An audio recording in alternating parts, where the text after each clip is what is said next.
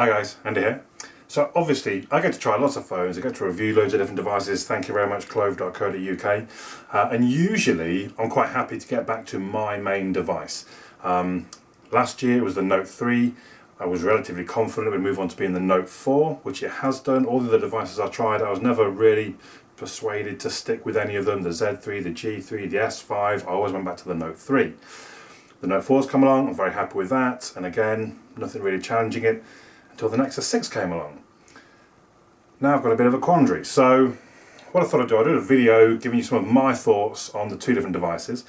I'm sure it's going to upset a lot of people because they're not going to like my opinions, but they are just my opinions. Obviously post your comments down below in your opinions, but we'll kick things off with the design. They're both very beautiful devices. This part is the most subjective area, so this is where I'm sure there'll be a lot of disagreement.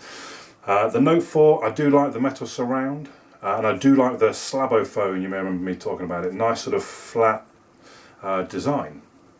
The Nexus 5, it does rock a bit on the table, but it does make it feel very comfortable in the hand with that curved back. The blue back can be a bit of a fingerprint magnet. Takes a bit of cleaning from time to time to get the sort of grease marks removed. I am told though that the spinability of the Nexus 6 is actually quite a strong selling point. The 15.27% of bezel, I calculated it, on the Nexus 6 is actually one of the lowest you'll find on any device. I can only find the G3 and the new Sharp Aquos having a lower proportion of screen to bezel. And the Nexus 6, you could argue it's a little plain. I mean, not very, but maybe compared to the Note 4. I'm going to give the winner of the design to the Note 4.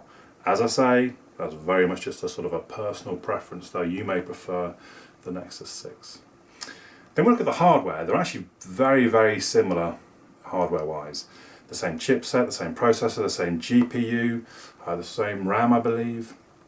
But then still look at some of the extra features that the Note 4 has, like the stylus. I find it's actually very useful. The fingerprint reader, yeah, it's kind of handy.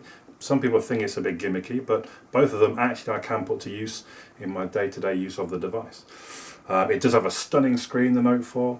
It has Gorilla Glass 4 compared to the Gorilla Glass 3 on the Nexus 6. And of course, it has an SD card slot. The Nexus 6 has amazing speakers, I think probably the best that I've heard from any device that I've used. For me, that's actually quite a big thing. I know for a lot of people they won't care one jot, but I like to listen to my podcast in the morning, so for sort of 30 minutes of the day, actually the speaker is really important. The Nexus 6 has an amazing set of speakers. The Nexus 6 actually benchmarks slightly higher than the Note 4, but because of the extras that you get, and the screen, and the Gorilla Glass 4, and the SD card slot, I'm going to give the hardware to the Note 4 as well. We're going to move on now to the camera. I'm not sure I can see a massive difference between the quality in either of the photos from either of the devices. People tend to say the camera on the Note 4 is a better camera. It probably is. For me, I don't think it's visually that glaringly obvious. I don't think you've got a problem with either of the devices. Depending whichever one you choose, they're both very good cameras. The Note 4 is generally considered the best. There was a blind taste test, I suppose you might call it, where a series of photos from about 6 different cameras, including the iPhone 6 Plus, and people voted not knowing which they were, and the Note 4 did come out top. It does have the high-res front-facing camera with the wide-angled lens, and it does have lots of options, including things like the slow-mo sequence shot and the voice-activated shutter I quite like as well. The Nexus 6 does have a very fast shutter, but I think the software is a little basic.